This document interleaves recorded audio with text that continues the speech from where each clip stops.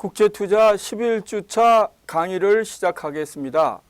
10주차 마지막 세 번째 시간에 우리가 이제 자원기업의 부상 교재로 보면 22장이 되겠죠. 거기 이제 3절에 석유, 광물, 곡물이 있는데 이 광물 부분을 끝부분에 한 걸로 되어 있습니다.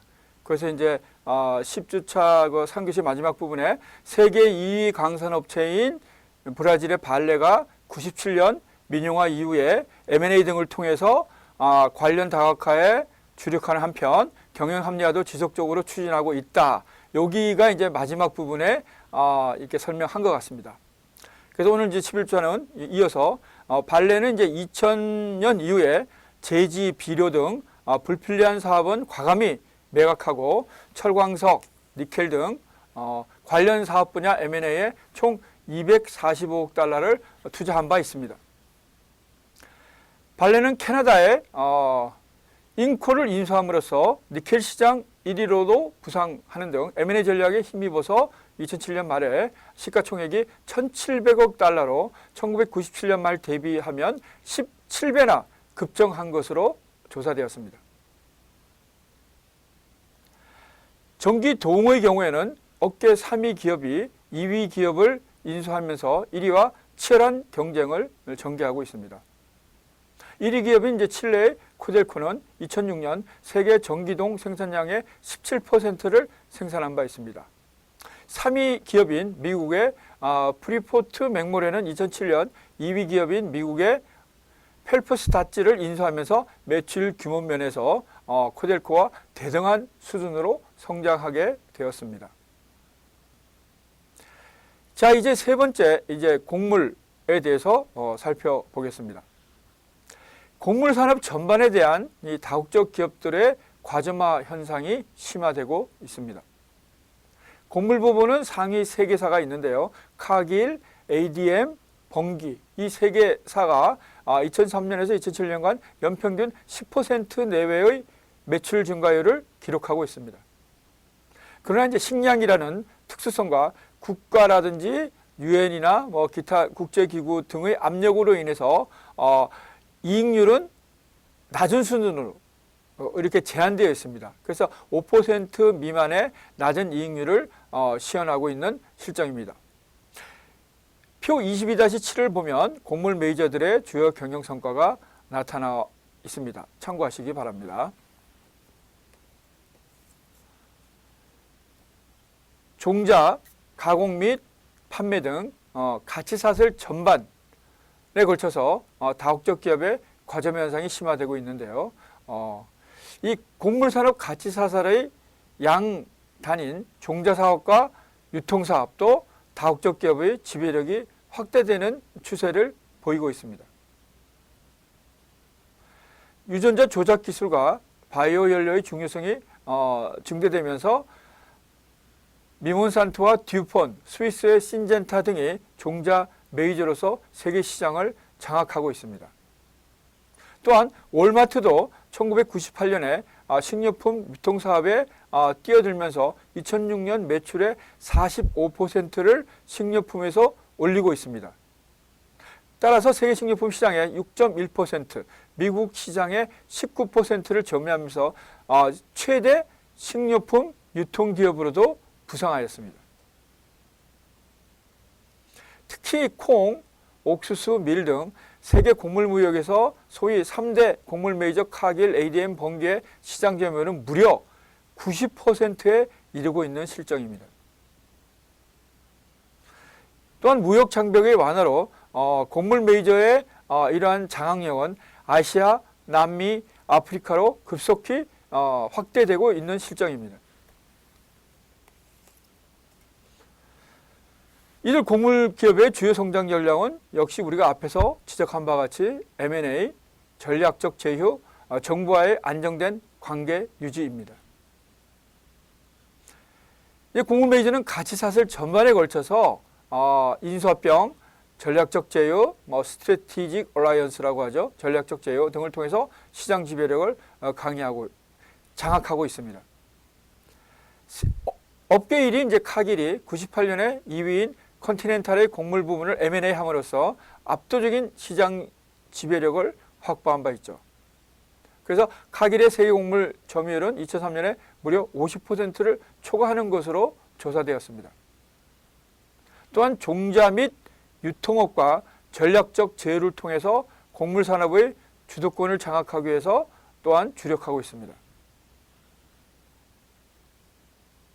정부와의 안정된 관계도 중요한데요. 이것을 기반으로 해서 수출입 관세, 가격 정책, 생산 보조금 등 곡물 시장에 대한 정부의 간섭을 방지하고 타국과의 무역 분쟁에서 유리한 위치를 점유하고 있습니다. 다국적 곡물 기업은 미국 정부와의 인사 교류, 대정부 로비 문제, 국제기구에 대한 영향력 행사 등을 통해서 세계화를 추진하고 있다고 볼 수 있습니다.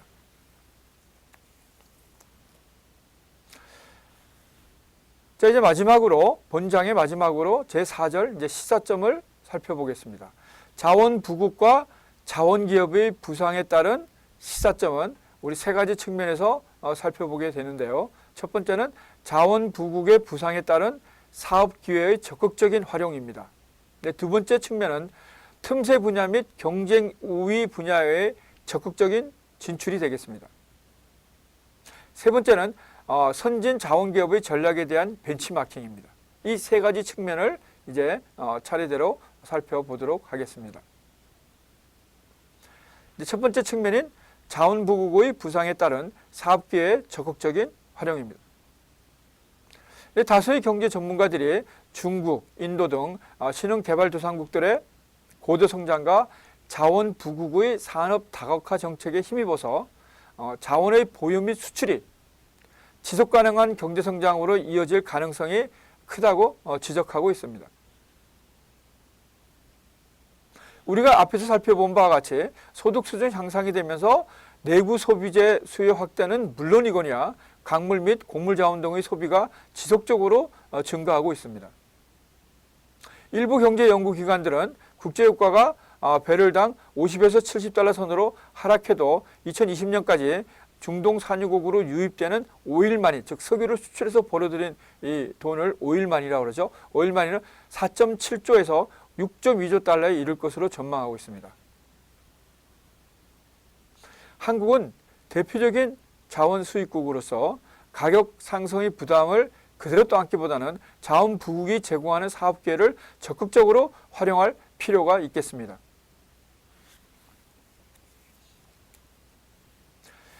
우리의 경우 자원 부국에 대한 무역 적자는 해마다 증가하고 있지만 자원 부국이 제공하는 다양한 사업 기회를 적절히 활용할 경우에는 이를 상쇄시킬 수 있죠. 어느 정도까지는.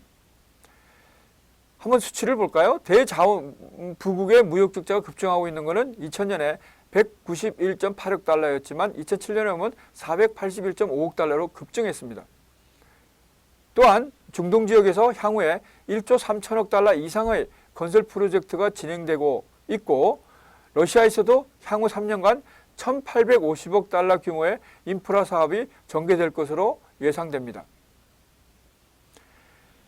자, 이러한 이제 자원 부국의 산업 다각화 노력에 따라서 발생하게 되는 이 사업 기회를 활용하는 방향으로 자원 외교를 적극적으로 전개할 필요가 존재하는 것이죠. 중동, 러시아 및 카자흐스탄 등 이러한 자원 부국들은 새로운 성장 동력을 구축하기 위해서 투자를 확대하고 있고 또한 자원의 저주를 자원의 축복으로 전환시키기 위해서 국가 역량을 결집시키고 있습니다.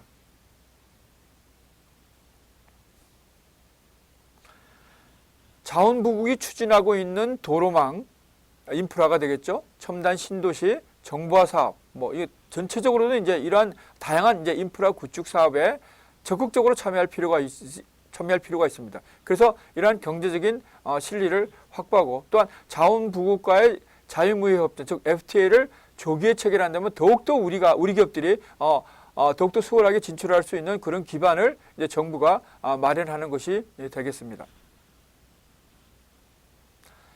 자, 이제 두 번째는 틈새 분야 및 경쟁 우위 분야에 적극적인 진출이 되겠습니다.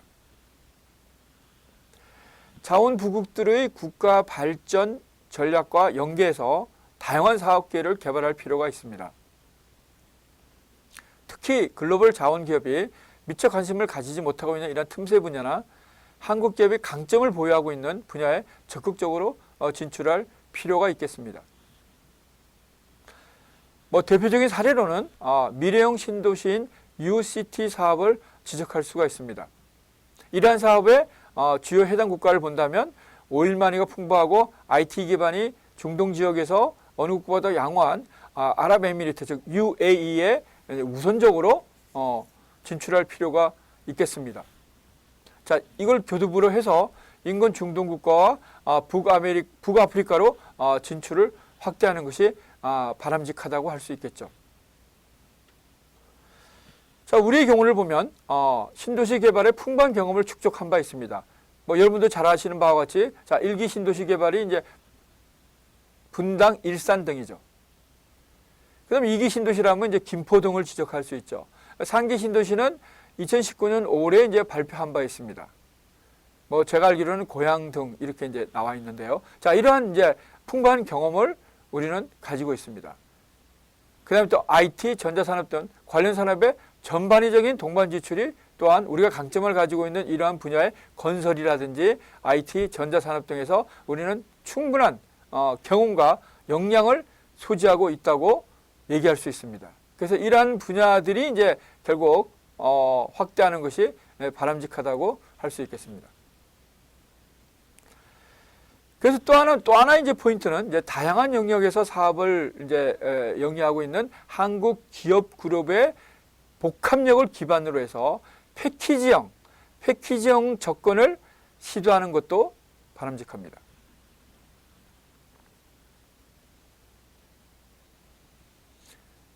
제조기술, 플랜트 및 인프라 기술, 경영 노하우, 시스템 구축. 자, 이것들을 이제 종합적으로 제공하고 IT 인프라 분야에서의 경험과 노하우를 활용할 필요가 있습니다.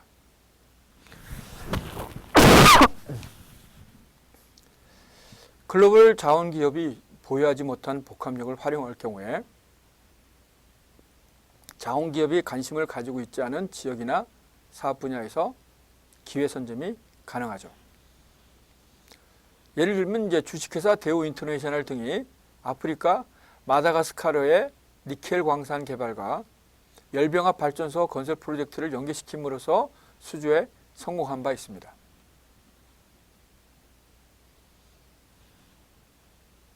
자, 이제 세 번째는 선진 자원기업의 전략에 대한 이제 벤치마킹입니다. 미래의 자원 경쟁에서 승자가 되기 위해서는 글로벌 역량의 확보가 주요 관건이겠죠. 자원산업의 특성상 규모의 경제가 필수적이기 때문에 M&A나 전략적 제휴 등을 통해서 글로벌 거대 자원기업과 경쟁할 수 있는 역량을 확보할 필요가 있습니다.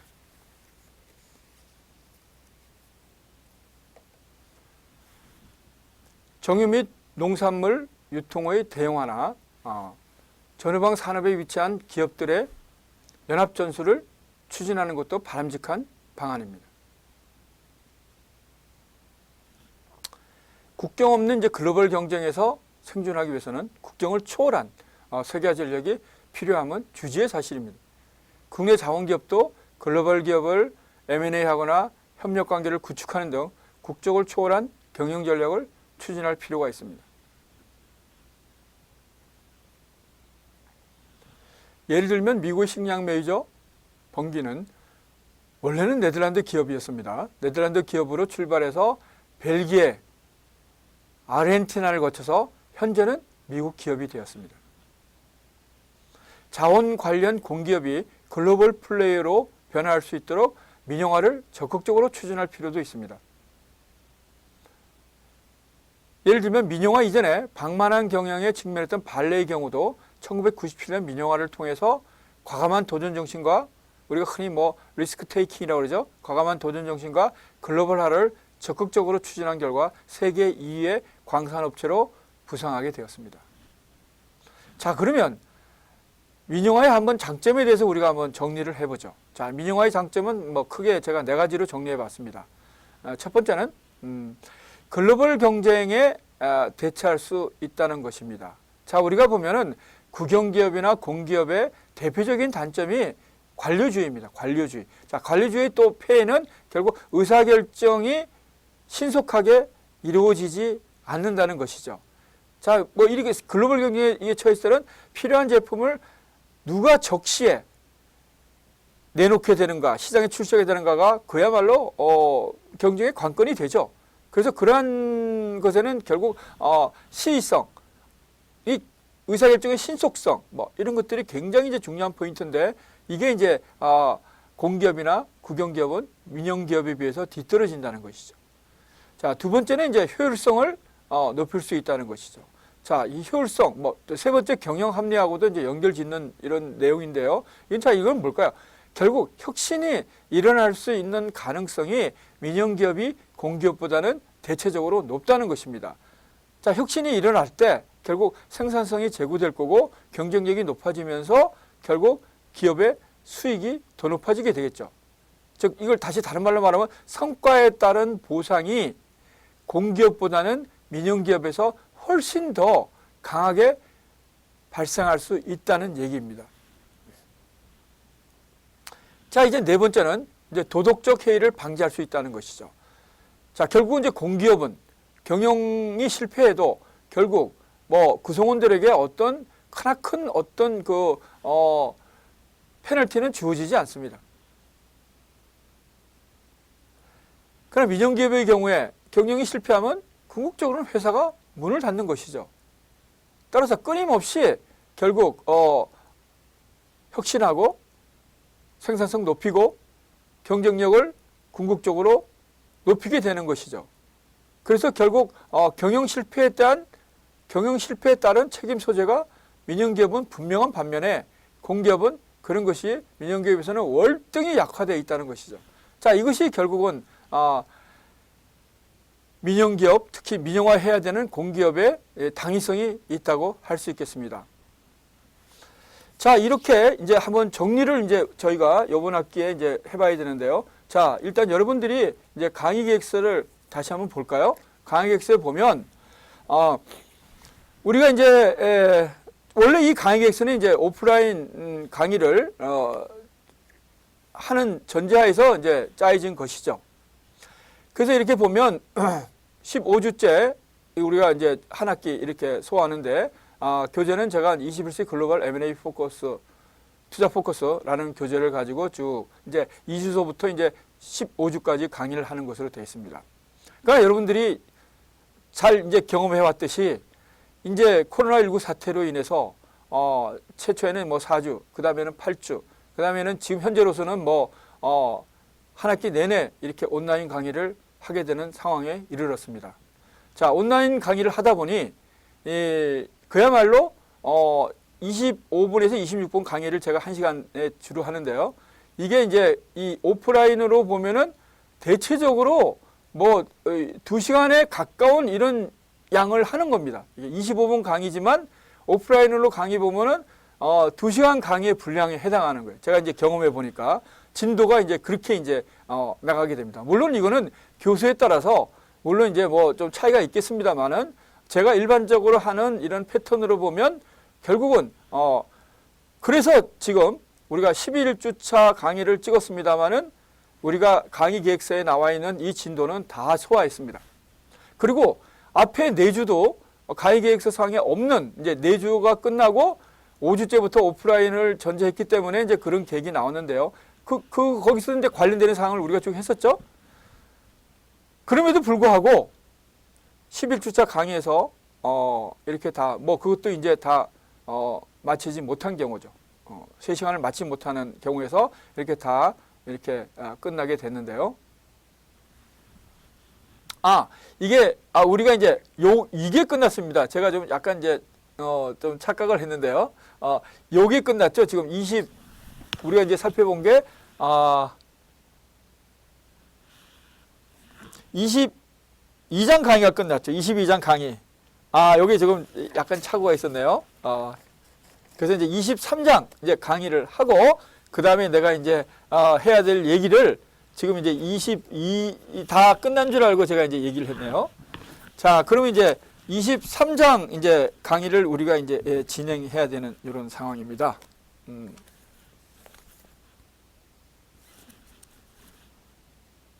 자, 그럼 23장 강의를 이제 제가 한번 찾아보겠습니다. 여기 제가 잠깐 이렇게 착오가 있었습니다. 이해해 주시기 바랍니다. 자, 그러면 이제 22장 강의를 끝났고, 지금 제가 조금 전에 한 얘기는 다시 23장 끝난 다음에 제가 얘기를 하도록 하겠습니다.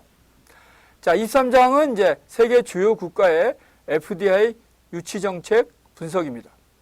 요거는 크게 이제 3절로 구성되어 있는데요. 1절이 아시아 주요 국가, 2절은 유럽 강소국, 이제 3절은 아일랜드 사례입니다. 뭐 이것도 그렇게 우리가 이제 2시간까지 소요될 것 같지는 않습니다. 그래서 조금 전에 제가 얘기하다가 좀 중단이 됐는데요. 그거 이제 요거 끝난 다음에 다시 이제 그 다음 부분부터 이제 얘기하도록 하겠습니다. 자, 세계의 제조 공장인 중국과 유럽의 이제 생산 메카인 동유럽이 주변 국가의 IFDI를 흡수하고 있는 현실을 고려해서 이에 효과적으로 대응하고 있는 아시아 주요 국가 예를 든 게 이제 싱가포르, 대만, 일본을 예를 들었습니다. 유럽 강소국, 또 여기도 세 개 나라, 스웨덴, 스위스, 아일랜드를 예를 들었습니다. 이들 국가들의 선진형 IFDI 유치 정책을 고찰한 그 삼성경제연구소와 한국경제연구원의 보고서를 중심으로 해서 이 장은 잘 정리되어 있습니다. 자, 그러면 이제 제가 IFDI라고 그랬죠. 고전에 이제 FDI. 이거는 뭐 많이 제가 우리 앞에서 이제 설명한 바가 있었죠. FDI는 잘 알다시피 다시 한번 리뷰하면 Foreign Direct Investment로서 해외 직접 투자를 의미합니다. 이건 뭐 앞에서 충분히 설명했기 때문에 다시 중복해서 설명하지는 않겠습니다. 자, 그러면 이제 IFDI는 뭘까요? 여기서 I가 영어로 말하면 inward입니다. INWARD, inward. 그러니까 자국 내로 들어오는 것이죠. 내부에. 그러니까 해당 국가의 자국 내로 들어오는 유입 FDI를 얘기하는 것이죠. 유입 FDI. 그 다음에 뭐 뒤에 나오지만 또 OFDI가 있습니다. 여기서 O라는 거는 outward입니다. 영어로 스펠링을 말하면 OUTWARD. outward FDI입니다. 이거는 이제 밖으로 나가는 FDI죠. 이제 자국 외 유출 FDI입니다. 그러니까 자국 내 유입 FDI는 다시 FDI를 구분해서 IFDI, OFDI로 구분하는데 IFDI는 자국 내로 유입되는 FDI, OFDI는 자국 외로 유출되는 FDI 이렇게 이제 우리가 다시 구분해서 이제 살펴보게 됩니다. 자, 이제 제1절 아시아 주요 국가에 대해서 살펴봅니다. 뭐 조금 전에 언급했다시피 이제 싱가포르, 대만, 일본 사례인데요. 우선 싱가포르의 사례부터 이제 살펴봅니다. 싱가포르는 뭐 국가의 개괄적인 이제 뭐 이게 딱 정확한 통계는 아니면 대충적인 이 통계는 맞을 겁니다. 대충 한 550만 명의 인구를 가지고 있고요. 여기는 이제 중국계, 말레이계, 인도계로 구성되어 있습니다. 중국계가 74%, 말레이계 13%, 인도계 9%를 차지하고 있습니다. 1965년에 말레이시아로부터 독립했고요. 여기는 공용어가 3개 있습니다. 조금 전에 내가 민족을 얘기했죠.